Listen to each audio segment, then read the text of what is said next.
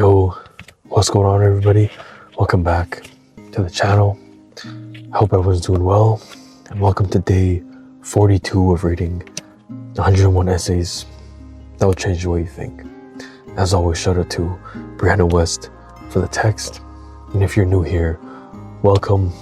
If you've been a long-time supporter, you're just dropping in, also welcome. Today's title is Things Emotionally Healthy People Know How to Do. Of all the health concerns our culture claims to be concerned about, it is perhaps our emotional health that is most severely neglected. It's not the same thing as mental health. We're comfortable talking about our recurring headaches as we don't feel their presence makes a statement about us.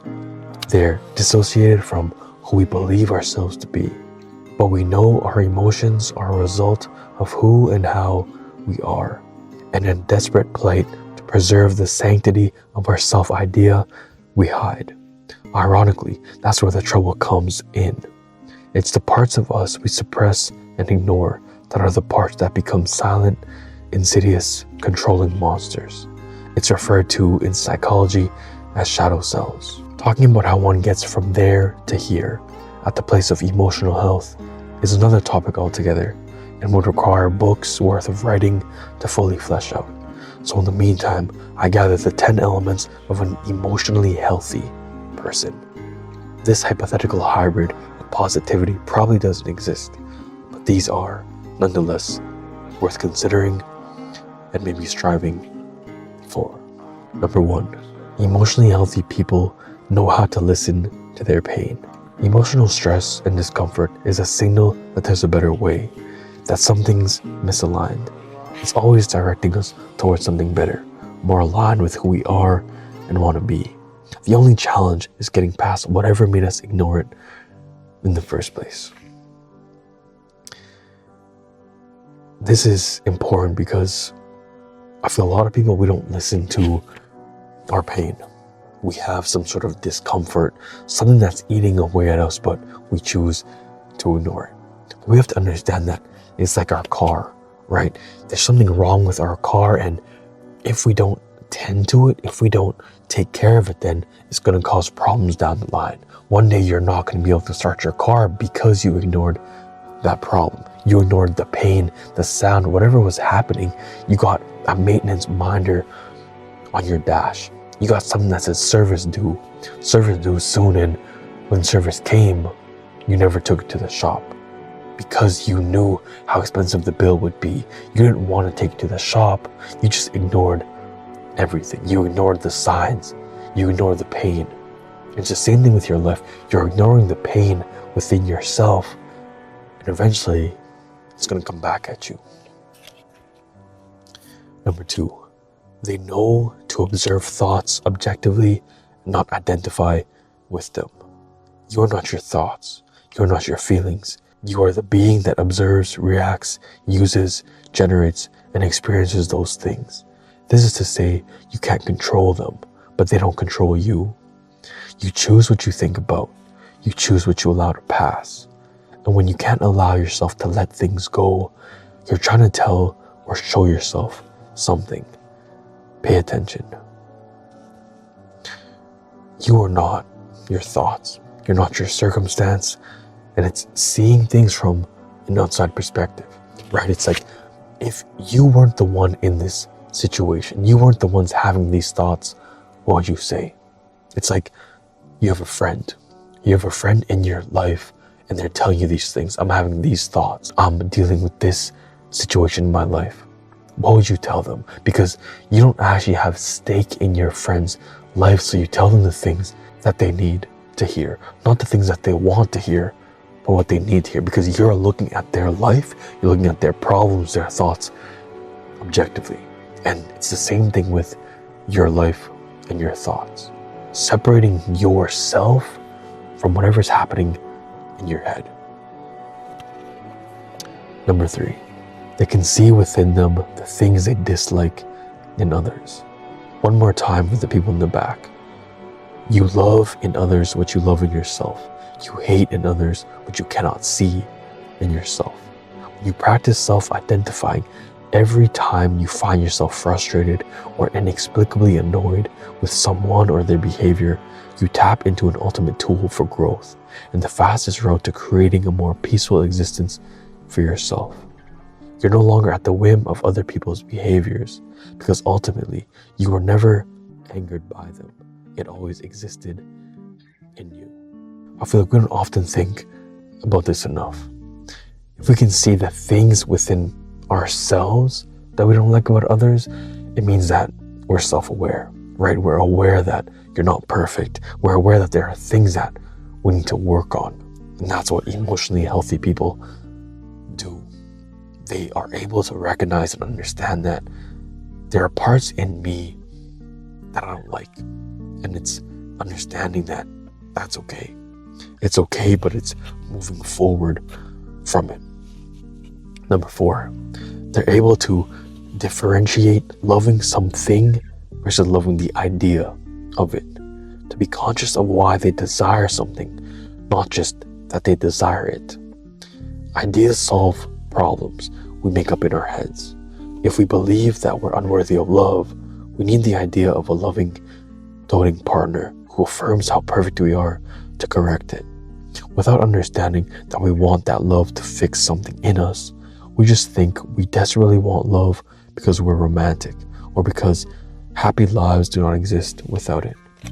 But the people who are conscious of what they desire something are able to choose wants that are not based in solving a problem, but in something more genuine and healthy. I feel like people will often just like the idea. You like the idea of having a partner, but you don't actually like this person specifically, right? It's like you have been single for your whole life and you've always romanticized the idea of having a partner, of being in a relationship. And when somebody comes around that you're able to have a relationship with, you just like the idea of a relationship. You don't actually like the person. You like the idea of going on dates, buying them gifts, going out for dinner, going traveling with them. You like having someone to text. You just like the idea of a relationship. You don't like the person though. So it's separating the two. Do I like the idea or do I actually like it? Number 5, they know when it's time to break up with a friend. It's often difficult to determine the line between being committed to a relationship, even when it isn't sunshine and happiness, and knowing when it's time to step away from something that's no longer a positive force in your life. Often we feel almost guilted into remaining close with people to whom we don't actually feel obligation. And that is a recipe for emotional disaster. Emotionally healthy people can identify the people who are spiteful, jealous, or too wrapped in their own issues to not project them onto everybody else. Do these people need love and companionship too? Certainly. But sometimes walking away is the best way to do that. Most of the time, it's the healthiest choice.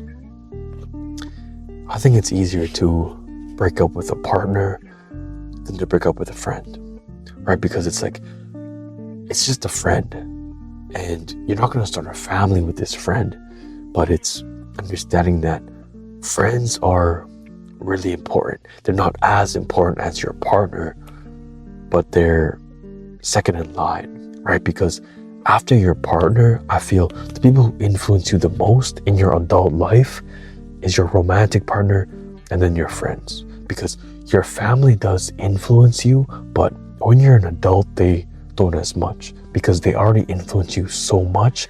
Now that you can step away, you can think for yourself, you choose your friends, you choose your partner, but you don't choose your family.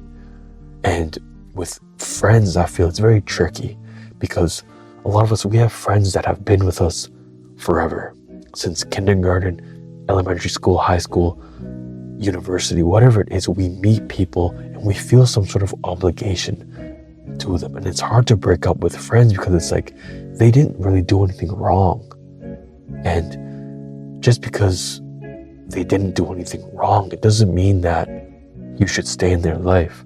Just because they're a good person and they have never done you wrong, they've always stuck by you, doesn't mean that you can't leave them. You can't walk out of their life. Because, yeah, sometimes you're just growing in different directions. And that's the reality of it. If a person is no longer positively affecting your life, you have nothing in common with them, you don't vibe with them anymore, but it's just because it's been so long, because of all the memories you had, you're holding on to them. But they're no longer serving a positive force within your life. And it's identifying that and walking away. Number 6, they live minimally, but realistically. Emotionally healthy people know that no physical acquisition can shock them into feeling what they desire, not for more than a moment, anyway. So they forego the rat race and learn to be grounded in the simplicity of life. They want not and waste not, keep in their space only things that are meaningful or useful. They are mindful and intentional, grateful and wise with what they consume and keep. Living minimally is something that a lot of us, I feel, we lost. We lost living minimally because everything is in excess, right?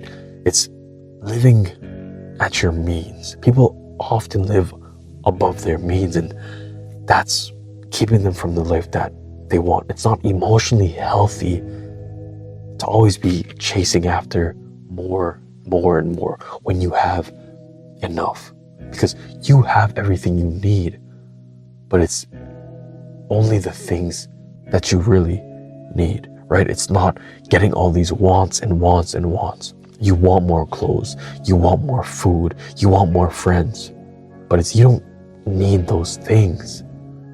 And it's that emotional healthiness which you understand that you're grateful for all of it. You have everything you need. Number 7, they can be alone. What you find in solitude is perspective. When you're not in the presence of people with whom you must monitor your reactions and choose your sentences wisely, you can let yourself just be. And it's why we find it most profoundly relaxing and why emotionally healthy people practice it often. When there's nobody else around for whom you must tailor your emotions, you can experience them fully. Being alone is extremely important because that's when you figure out who you are without any noise, without any outside voices. It's just you. You can be fully yourself. You can fully feel your emotions. Whatever you need to do, you won't be judged. The only thing and the only person that will judge is yourself. And you need to be able to sit with yourself and be by yourself. Number 8, they let themselves feel. The core of every emotional issue is a belief that it's not okay. It's not the presence of it that's harmful.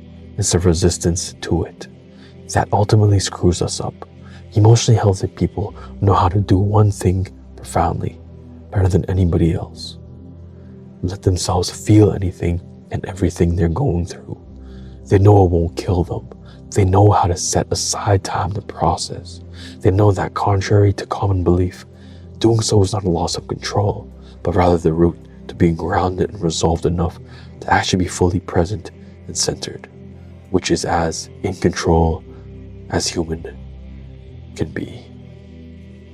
I feel like letting yourself feel is often associated with weakness, right? It's because oftentimes we don't like to feel those negative emotions. We don't like to feel sad, frustrated, upset.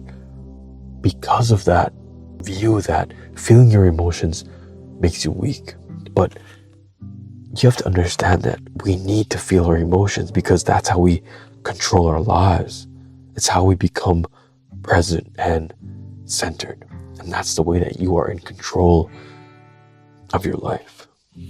Number 9, they do not attach to any one outcome being good or right.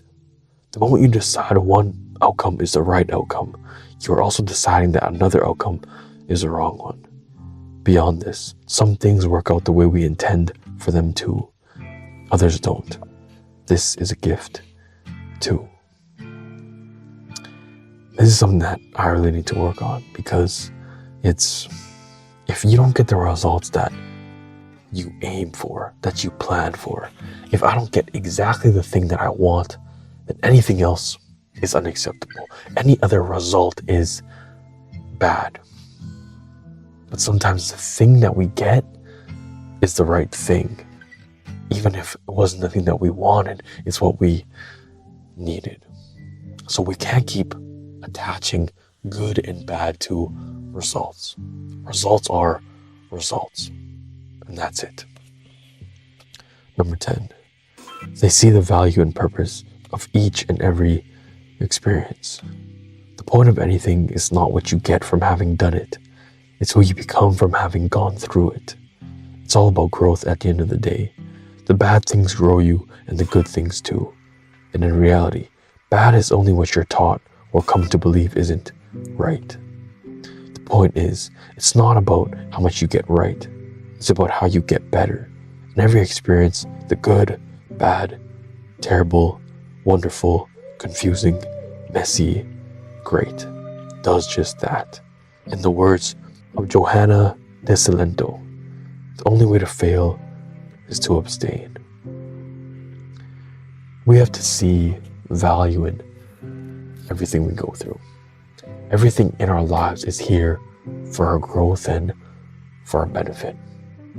Everything good, bad, everything in between that, we find value. We find a reason behind the season. So tomorrow's title is How to Measure a Good Life. So I hope everyone enjoyed today's video. I hope you have a good rest of your night. And I'll see you tomorrow for day 43.